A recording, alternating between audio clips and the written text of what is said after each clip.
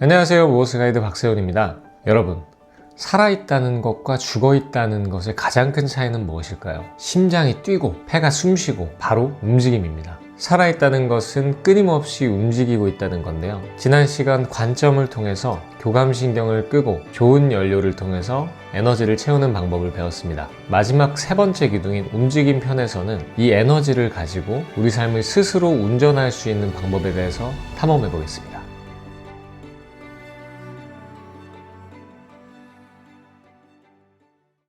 본격적인 탐험에 앞서서 건강에 대해서 다시 한번 생각해 볼 건데요. 건강이라는 건 뭘까요? 좋은 음식을 먹고 좋은 운동을 하면 무조건 건강해질까요? 무버스에서 생각하는 건강은 추상적인 게 아닌 몸의 각 기능들이 효율적으로 작동하는 상태를 말하는데요. 예를 들어 턱걸이를 할 때 어깨뼈가 찝혀서 통증이 있는데 참고 하면 괜찮아지겠지라고 계속하는 것은 건강한 것이 아닙니다. 오히려 몸을 고장내는 것이죠. 뼈가 충돌하지 않는 자세를 찾고 편안하게 당길 수 있게 만드는 것, 그것이 건강으로 나아가는 방법입니다. 내 눈앞의 불편함을 하나씩 해결해 나가는 과정이 건강으로 가는 길입니다. 현재 가장 불편한 것을 찾으십시오. 거기에 내 삶이 나아지는 열쇠가 있습니다. 우리 몸을 하나의 높은 건물이라고 상상해 볼까요? 이 건물이 무너지지 않으려면 무엇이 가장 중요할까요? 바로 무게분산입니다. 우리는 지구에 사는 한 단 1초도 예외 없이 중력이라는 거대한 짐을 지고 살아갑니다. 가장 쉬운 동작인 서 있기를 예로 들어보죠. 건물의 기초인 발바닥이 땅을 단단히 밀어내며 지지해야 합니다. 그래야 그 힘이 종아리, 허벅지, 엉덩이를 타고 올라와서 척추를 바로 세웁니다. 무게가 특정 근육에 쏠리지 않고 온몸의 근육들이 사이좋게 나눠서 짊어지고 있는 상태, 이것이 바로 튼튼한 몸입니다. 그리고 우리 몸은 건물과 달리 움직입니다. 앞으로 숙이고 뒤로 젖히고, 이 움직임의 중심에는 골반이 있습니다. 발바닥이 전신을 지지하는 1층 바닥이라면 골반은 상체를 받치는 2층 바닥과 같습니다. 기초가 튼튼해도 중간층인 골반이 흔들리면 건물은 불안정합니다. 발바닥과 골반, 이 두 지지대를 견고하게 만드는 것이 움직임의 첫 단추입니다. 우리 몸은 충격에 대비해 S자 구조를 가지고 있습니다. 골반이 앞으로 돌아가 전방경사가 일어나면 허리 뒤쪽이 찌그러져 관절끼리 부딪히게 되고, 뒤로 돌아가 후방경사가 일어나면 허리 곡선이 일자가 되면서 척추가 고스란히 충격을 받습니다. 그리고 실제로 후방경사를 인위적으로 만들어 보시면 척추 뒤쪽이 열리고 앞쪽이 가까워지는 것이 느껴지는데요. 이러한 상황에 큰 충격이 발생하면 디스크가 탈출할 수 있습니다. 그리고 이 골반의 위치에 따라 우리의 상체 무게 중심이 결정되면서 상체 모양을 결정짓기도 합니다. 골반을 이렇게 앞뒤로 움직여 보겠습니다. 이게 전방경사인데요. 전방경사가 있으면 배가 앞으로 나오게 되면서 자연스럽게 등이 뒤로 빠집니다. 그러면 또 밸런스를 맞추기 위해서 목이 자연스럽게 앞으로 빠집니다. 이런 상태가 되는 거죠. 후방경사가 있다면 뒤로 넘어지려고 합니다, 몸이. 그럼 자연스럽게 어깨가 굽습니다. 이 밸런스를 유지하기 위해서 또 목이 앞으로 나가거나 목이 일자로 당겨지게 됩니다. 이 골반의 움직임에 중립을 찾아서 척추를 곧게 세우고 바른 자세가 될 수 있도록 찾아보는 것이 중요합니다. 목이 앞으로 빠지게 되면 목에 있는 C자 커브가 머리의 무게로 인해서 펴지게 되면서 일자목으로 변형되기도 합니다. 이러한 자세는 무게중심으로 인한 자연스러운 현상입니다. 직접 골반을 움직여 보면서 골반 위치에 맞는 자연스러운 상체 움직임을 느껴보시고 골반의 중립을 찾는 것이 좋은 움직임의 핵심입니다. 자, 조금 더 깊이 들어가 보겠습니다. 우리가 움직이려고 할 때 몸속에서는 어떤 일이 일어날까요? 우리 몸을 정교한 기계라고 생각하고 부품들을 하나씩 살펴보겠습니다. 뼈는 기계의 프레임입니다. 몸의 형태를 잡고 장기를 보호하지만 혼자서는 못 움직입니다. 관절은 뼈와 뼈가 만나는 지점인데요. 우리 몸에서 경첩 역할을 해줍니다. 그 사이에는 뼈끼리 충돌해서 갈리지 않게 연골이라는 쿠션이 끼워져 있습니다. 인대는 이 뼈들이 서로 어긋나지 않게 꽉 잡아주는 안전벨트입니다. 신경은 기계를 움직이는 전기 신호이자 운전자입니다. 뇌에 명령을 전달합니다. 근육은 신호를 받아 실제로 힘을 쓰는 엔진입니다.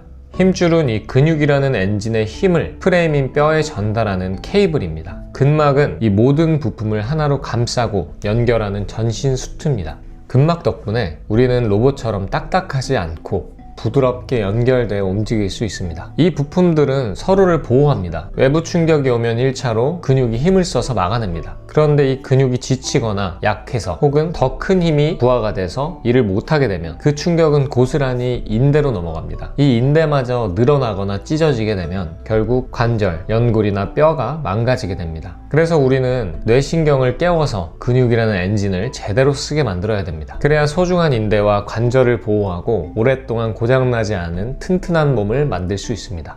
현대인들은 하루 평균 8시간에서 9시간 정도의 일을 하는데요. 우리 자세는 늘 앞으로 쏠려 있습니다. 컴퓨터를 할 때나 핸드폰을 보거나 아니면 물건을 이렇게 갖다 놓을 때도 앞으로 몸이 쏠려 있습니다. 이렇게 굳어버린 자세를 퇴근 후에 잠깐의 운동을 통해서 극복하려면 전략이 필요합니다. 모두가 똑같이 적용되는 훈련은 없습니다. 무버스는 나에게 맞는 훈련을 제안합니다. 그 첫 번째 단추는 반대 방향으로 풀어주기입니다.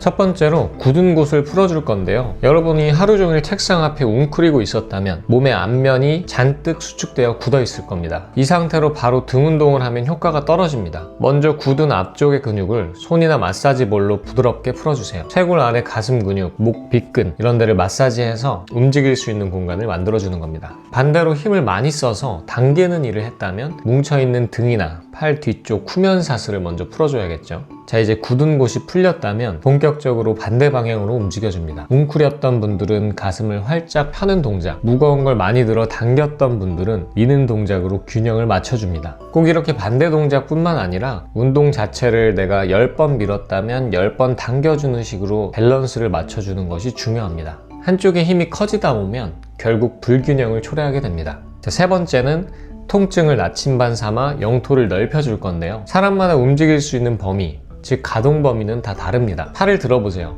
어디까지 올라가시나요? 윽 하고 통증이 느껴지거나 걸리는 느낌이 드는 곳, 거기가 여러분의 현재 한계선입니다. 이 좁아진 범위 안에서만 움직이면 우리 몸의 기능은 점점 퇴화합니다. 그래서 우리는 이 통증을 나침반 삼아 영토를 넓혀야 되는데요. 어떤 동작을 할 때 찌릿한 통증이 있다면 몸이 거긴 아니야 라고 말하는 겁니다. 무시하지 마세요. 자세를 조금씩 바꿔가면서 통증은 없고 근육에 힘이 들어가는 움직임이 수월해지는 지점을 찾으세요. 팔을 들 때 통증이 있다면 어깨를 펴거나 굽혀서 혹은 어깨를 최대한 으쓱하고 움직여 봅니다. 다양한 움직임을 통해 통증이 없이 움직일 수 있는 경로를 찾고 그 경로로 운동을 시작하세요. 거기가 여러분의 출발점입니다. 마지막으로는 강도입니다. 꼭 무게별로 기구가 있어야 할까요? 아닙니다. 우리는 자세, 횟수, 속도로 강도를 조절할 수 있습니다. 무릎을 대고 푸시업을 하면 가벼워지고 떼면 무거워집니다. 속도를 천천히 하는 것보다 빠르게 하는 게 더 많은 힘이 필요하고요. 횟수에 따라서 강도를 조절할 수도 있습니다. 스포츠 과학에는 아주 명확한 횟수의 법칙이 있는데요. 어떤 무게를 1회에서 6회 정도 들 수 있는 무게로 설정한다면 우리 몸의 최대 근력이 늘어나게 되고요. 6회에서 12회가 가능한 무게로 설정을 하면 근육이 커지고요. 12회 이상이 가능한 무게로 설정을 하면 근지구력이 높아집니다. 여러분이 재활 중이거나 지치지 않는 체력을 원한다면 12회 이상 반복할 수 있는 자세로 설정하세요. 근육의 크기를 키우고 싶다면 자세를 더 어렵게 만들거나 속도를 조절해서 6개에서 12개 정도 했을 때 더 이상 못할 것 같은 묵직한 강도로 설정하십시오. 정말 강력한 힘을 원하신다면 1개에서 6개밖에 못할 정도로 아주 어려운 자세에 도전해야겠죠. 내 목적이 무엇인지 정하고 그 횟수에 딱 맞는 나만의 무게를 찾아내는 것, 그것이 진짜 운동을 잘하는 사람의 방식입니다. 우리는 살아가기 위해 움직입니다. 그리고 잘 움직이기 위해서 훈련합니다. 특정 운동법을 맹목적으로 쫓지 마세요. 내 몸의 소리를 듣고 내 상태를 인지하고 오늘 나에게 필요한 움직임을 하나씩 채워나가는 것. 그렇게 원리를 이해하면 운동은 숙제가 아니라 평생 나를 지켜주는 든든한 친구가 될 것입니다. 무버스 베이직 시리즈는 여기서 마치지만 우리의 탐험은 이제 시작입니다. 앞으로는 더 구체적인 실전 팁들로 찾아오겠습니다. 여러분의 삶이 자신만의 리듬으로 다시 자유롭게 흐르기를 바라겠습니다. 감사합니다. 무버스 가이드 박세훈이었습니다.